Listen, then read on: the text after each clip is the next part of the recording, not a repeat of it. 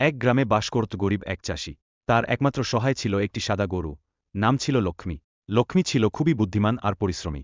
প্রতিদিন সকালে চাষি লক্ষ্মীকে নিয়ে খেতে যেত, আর সন্ধ্যায় ফিরে এসে তার দুধ বিক্রি করত। একদিন সেই গ্রামে আসলো এক চালাক শেয়াল। সে গ্রামের ধারে ঘুরে ঘুরে খাবার খুঁজছিল। হঠাৎ সে লক্ষ্মীকে দেখে ভাবল, এই গরুটিকে যদি আমি ধরে খেয়ে ফেলি, তাহলে কয়েকদিনের খাবার পেয়ে যাব। রাতে সে চাষির খামারে গিয়ে গরুটিকে চুপি চুপি খাঁচা থেকে বের করতে চাইল। কিন্তু লক্ষ্মী জেগেছিল।